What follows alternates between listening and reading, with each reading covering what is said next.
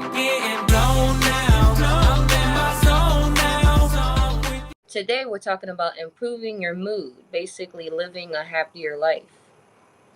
So this is crucial for a number of reasons, in life, we have to learn to adapt to different situations, any given situation, and we all have to have our own set of coping skills.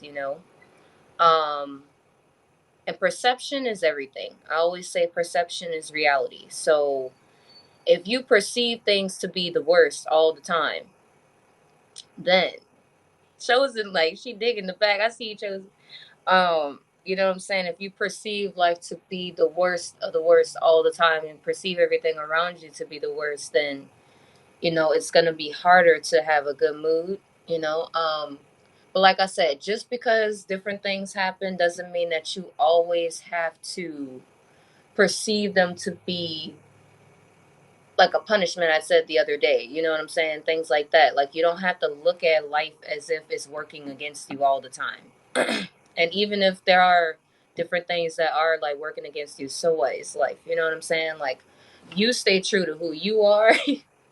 They are mesmerized right now. You stay true to who you are and what makes sense to you, and worry about improving your mood. Worry about how your mental stability is. Good morning, Pastor Drip. You know what I'm saying? So worry about that. Your stability, your mental health, your well-being, your physical health, things like that. Those are the priorities because that's what keeps you functioning on a daily. You know what I'm saying? So good morning, T baby. Living a happier life. Making the best of experiences. Getting up.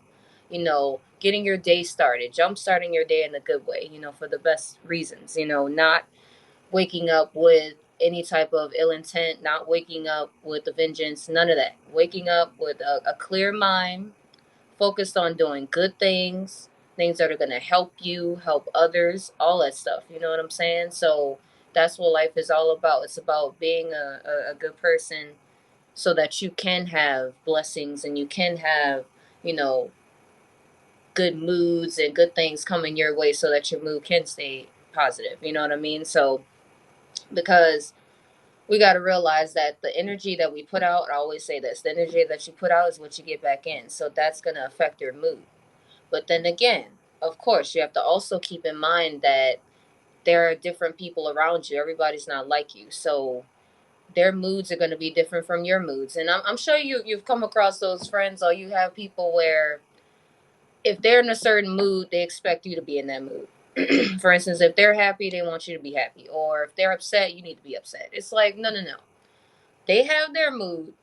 You have yours. There's nothing wrong with if your friend is upset. Okay, help talk your friend down from being upset. But if you can't, your friend shouldn't expect you to be upset too. You know what I'm saying? Or if you're upset, your friend should try to talk you down from being upset. Or, you know what I mean? Like, it shouldn't be to where you ruin that person's mood. None of that. It shouldn't be that serious. And if you guys cannot talk peacefully, then, just deal with it yourselves by yourself, okay? You know what I'm saying? But anyways, um, self-awareness, I feel like, is a huge thing with this. Because in order to improve your moods, you got to know what your moods are. So if you don't have any idea of how you feel throughout the day and why triggers, things like that, how are you going to improve anything? So the first step is to recognize what's going on with you on a mental level on a daily basis. And of course, those moods are always subject to change, as we know, depending on the situation, depending on the experiences, however you want to look at it. And of course, different interactions, whatever. Like, it's not set in stone that you're going to react a certain way every time. Of course not. But you want to have a good gist of like how you will react to something so that you can, put it in check, hopefully. At least try. That's the best you can do, is make an attempt to try to better these moods and better your mindset in these types of given situations. Because, like, I find that when you grow and you really grow, things that used to get to you don't get to you anymore. You know what I mean? And that's when you know you've grown. And that's the purpose of improving yourself in general, not only your mood, but just you overall, because you want to grow. You want to get beyond that. You know what I'm saying? You want to be that person that everybody looks to and says, wow, that person really has a good good handle of themselves. Like they know themselves very well. They don't let a lot of things get to them. They're very respectful, all kinds of things. That's that person you want to be known as, the person that has self-control. I'm getting blown now. I'm in my zone now. Person that has respect and dignity and has integrity. You know what I'm saying? That's the kind of person you want to be known as. I know I do. I don't want to be known as an explosive time bomb. No, sir, no, ma'am. You know what I'm saying? So that's why I work on my anger issues and things like that. You know what I'm saying? Because that matters. You know, you don't want to be perceived that way. So that's why you got to work on your moods and stuff so that you don't have displaced emotions, so that you don't take your stuff out on other people or take it out on yourself, because we take stuff out on ourselves all the time and we don't even realize it. Like somebody will do something that upsets you and then you start punishing yourself subconsciously for it, talking bad to yourself, doing bad manifestations, talking about you're a failure, you're blaming yourself, whatever the case may be. You don't want to do stuff like that. So you gotta kick that mood to the side because it'll get there. And that's why we gotta put these moods in check so we don't spiral downwards, because we all know that that's the natural effect of being upset. You just start spiraling downwards, and it's not something that you can really help all the time, but you can try your best to like put it in check as many times as you can. So like I said, self-awareness, like stress, anxiety, being around difficult people, the weather. It's just all kinds of things that can make us annoyed or sad or just upset or whatever. You know what I'm saying? Thank you, Pastor Jeff. I appreciate that. So it's just circumstances. That's overall what can cause us to feel negative. And like I said, when you recognize the negativity around you, you can do something about it. You know what I mean? You can check it with positivity. You can deflect it with positivity, as I like to say. And just because something is coming at you doesn't mean you have to absorb it. It's all about how you choose to let life affect you, how you choose to let people, places, things affect you. Words hurt you to a certain extent only if you allow them to. Yes, words do penetrate, for sure. Words can be very hurtful or they can be very encouraging.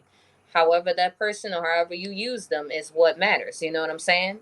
So, but still in all, one of the best ways to look at improving your mood is to understand that you have the power over your mindset. You have the power to determine if you get upset or stressed out or anxious or depressed. You have power over that. Nobody else has say so over that. You know what I'm saying? So you have to understand that with that power comes great responsibility. You're responsible for your well-being. Nobody else is. I mean, your parents to a certain extent, but they can only do so much for you. You know what I'm saying? Even your family outside of well, no, hold on.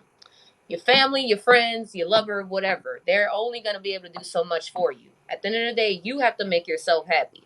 They can try and try and try, but if you don't believe in that happiness and you don't see what a clear vision of what happy truly means or what it truly feels like, it's a lost cause. So that's why it's always good to have an idea of what moods you want to be in. You know what I'm saying? Like, do you want to be upbeat?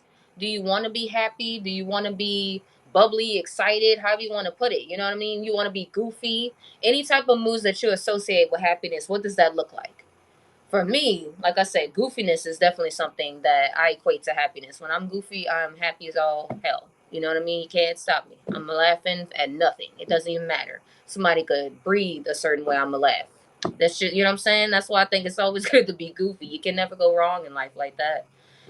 So you just gotta look at the small things and feel happy about the small things, because that's a blessing to be able to smile or laugh or find joy in things. Because like I always tell you guys, there are people who have been through so much in their life that they can't even resonate with positive emotions anymore.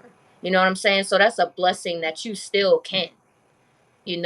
See, like tagging yourself. You see what I'm saying? Now you laughing, smiling. You get what I'm saying? It's simple things like that brighten your mood. You could have been mad, and then you like, I didn't tag myself, and you just start laughing. It's simple things, guys. That can improve your mood. Like, we don't have to think too far into it. It doesn't have to be a grand stage of like theatrics with people doing jump flips, falling on their faces and stuff. We ain't got to do all that. It's just simple stuff. Maybe your friend messed up on a word or something. You just start laughing. Whatever. I mess up my words all the time.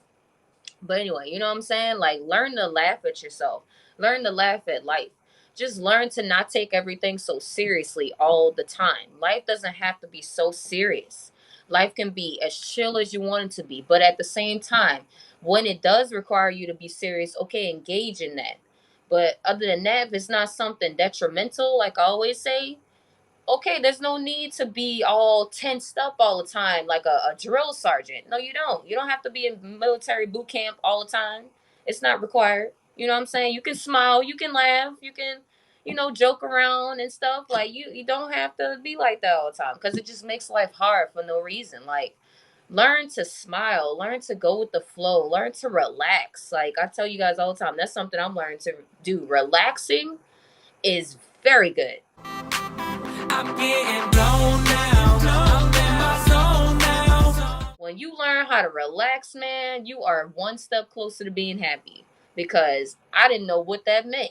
Literally, and I'm not trying to be funny. I was like, I don't understand. How do you relax? How you do that? What does that mean? Literally.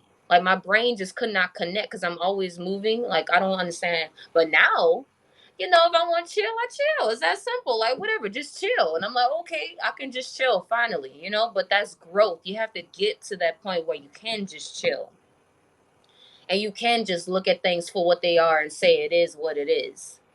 There was a quote that I was hearing about last night. It's like we say all the time to ourselves, "It is what it is," but then what the f really is it? You know what I mean? Things like that. It's just stupid quotes like that I find funny because it's like I don't even know what it is. We just say that to make ourselves feel better, but I don't know, making light of things like that, to make yourself feel better. But I'm kind of get down into some real details about like different things, like different hormones that uh are proven to make you happy. And I didn't even realize that there were different kinds like that. Like I knew like only two of them, I think, and I didn't even know the other two. But there's four of them. Four major happiness hormones to improve your mood.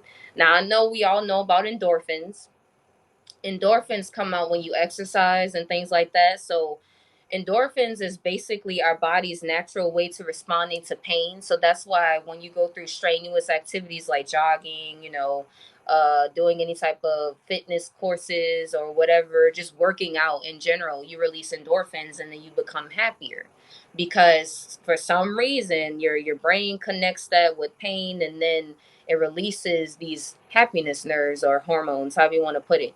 So it's really interesting. So that's why people always, and it's not for nothing. I know you guys are like, why people always recommending working out to me? Because it's going to release endorphins and it's going to make you feel better inside. You're going to feel lighter. You're going to feel like, you know what I mean? Like in a better state of mind, more stable. And that's something you always want to feel. So if you want to release endorphins, go work out. And I'm not saying you have to go run around the universe, but like jog, some push-ups, some jumping jacks. Oh, I thought my charger was on. Sorry, guys. As long as you're working up a sweat and your heart rate is increasing, then yeah, you're going to release endorphins. And then dopamine. Dopamine is they call it the reward hormone. It's triggered when you complete something, like complete a task or whatever, by finding like activities that motivate you and things like that, that can release dopamine, achieving your goals and doing things that you never thought you could do, that's going to give you a release of dopamine because you feel rewarded in those situations, you know what I mean? Because you did something. You set your mind to doing something and you actually got that thing done, whatever it may be. So if you're trying to release some dopamine, be a goal setter, be a trend setter, you know what I'm saying? Be a leader. And hey, you want to release dopamine all the time. Reach them goals. Go for the sky. The sky is never the limit to me. You're gonna be on the sky if you want. Come on, Karina. And then we got oxytocin. This is associated with relationships and trust. If you ever wonder why, like, when you're in the honeymoon stage, I guess they call it relationships, when, you're just starting to meet the person, you got those butterflies and all that, and you guys are hanging out, whatever, getting to know each other and building that trust, and it releases oxytocin. So that's why when that person calls you or texts you, you're always excited. You're like, oh, this is such a good feeling. You literally get happy. You know what I'm saying? So that's oxytocin. Same thing with friends, if it's one of your best friends or whatever and they talking to you and stuff, your family. It's not just romanticism. You know what I'm saying? And y'all talking and you know that just the thought of talking to them is gonna like release some sort of happy feeling because you guys are always joking around. You always have good things to talk about. You know what I'm saying? You love catching up with them because maybe, your personalities match very well. We all have those family members and we all have those friends and we all, well, we don't all have a lover, but you get what I'm saying. When you do, you do. So, yeah. But having the people that you love around you can increase your mood. You know what I'm saying? And it's very interesting, I'm getting